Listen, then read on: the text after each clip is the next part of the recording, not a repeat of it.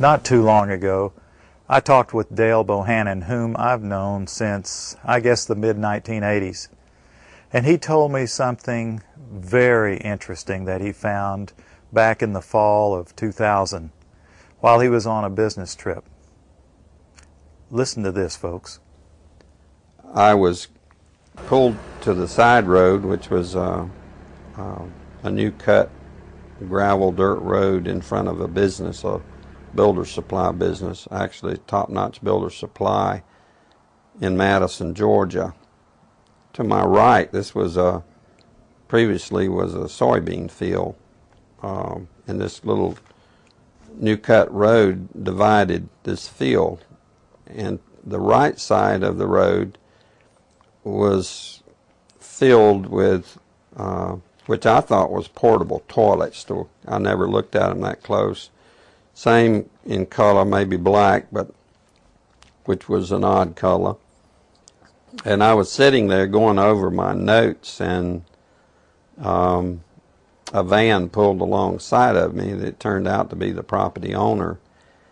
And he greeted me, and he was by himself, and so we had a good little dialogue there, and I asked him about the field of black boxes. What were they? Because I'd never seen anything like that, and his statement was that if he told me, I would be one of few people in Madison, Georgia that knew about them. And he says they're disposable coffins, I believe he told me. And he says there's 100, at that time he said there was 125,000 there. And they were stacked, he told me 15 high. I asked him who owned them, and he stated that the CDC owned them and that they were leasing his land for storage. And he said his brother worked with the CDC in Atlanta and had been asked by the CDC to do a 3-year extension to place temporary morgues all across the nation. So in January of this year, 2005, we decided to drive to beautiful Madison, Georgia and take a look for ourselves. It was on a Sunday and no one was around, with the exception of this one pickup truck that was coming out the narrow road that we were going in on next to this field. We flagged down the pickup truck, and it was providential that the driver of this pickup truck turned out to be the son of the man that owned this field. So naturally we started asking him questions. And he told us that not long ago there had been as many as 500,000 of these grave liners or disposable coffins. We asked him for permission if we could look around, and he said yes, so we did. We're just getting an idea for the size of these boxes. What could these boxes be used for? Well, they're called casket liners. And that's an interesting term, isn't it? It's a casket liner. When I first heard the term casket liner, I thought perhaps a lining for a casket. But this is too big to be on the inside of a casket. So certainly this could be used as a casket. This is an inexpensive casket. And you can see the size here. There's lots of room. I think my friends here, we could all probably get inside, and it might be a little cozy, but we'd fit just fine. Which tells me that these liners can be used for more than just one. And one more time, what kind of liners are these? Casket liners. These are casket liners. That's what the man said. That's what the man told us. And we're told that there are about, well, there were about 500,000 out here. Later, as I went back to my home office, I spoke of it there, and of course people usually don't want to hear too much about this kind of thing. So it's never been mentioned, publicly, except just here and there. because most, like I said, the reaction I got, people didn't want to know about it, the few people that I spoke to, and so I just dropped it. And till I went to a luncheon, a fundraiser for Representative Saxby Chambliss. He was running for his second term for the U.S. House of Representatives.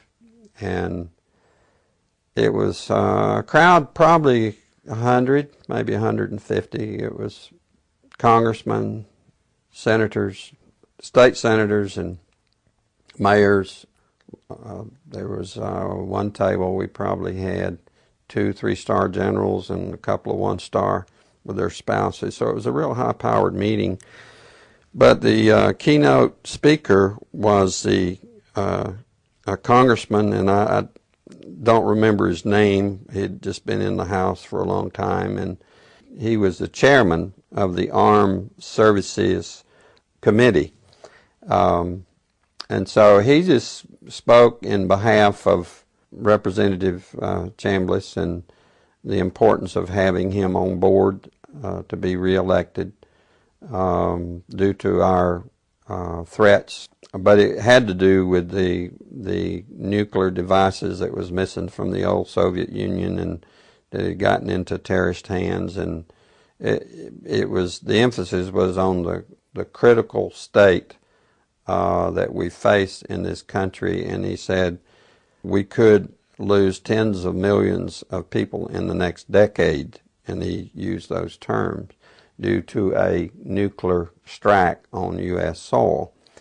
And I was sitting there, and it became very clear to me that that could very well explain why just weeks, I mean, could be 2 to 3 weeks prior to that meeting, that I had stumbled upon these, at that time, 125,000 disposable liners or caskets or coffins or whatever they could be termed as in that soybean field in Madison, Georgia.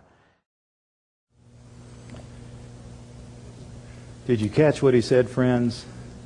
At this high-powered meeting, it was in Perry, Georgia, near Robins Air Force Base, the largest employer in the state of Georgia, Robins Air Force Base.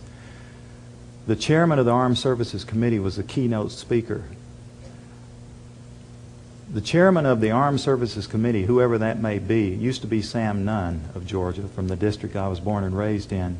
Whoever that chairman is generally one of the most powerful men in Washington. And I can't remember the chairman's name at that time myself, but he said, this was in the year 2000, I believe, that in the next 10 years, possibly due to nuclear strikes, tens of millions of people could lose their lives. And we've just read what our prophet said. Now, what we've just seen is one United States city outside, this is Atlanta. It has a metropolitan population area of roughly 4 million people.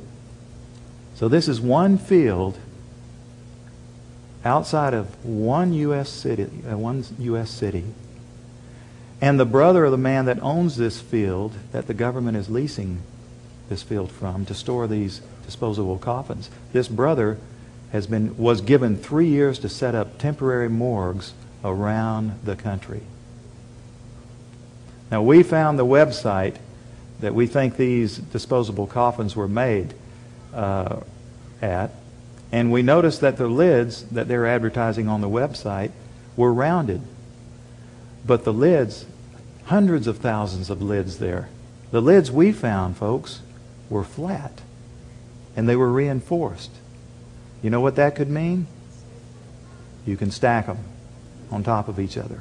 That's a lot neater to stack them in disposable coffins than what we saw after the tsunami, when we would see bulldozers digging holes and taking bodies and pushing bodies into holes. America can stomach this much better.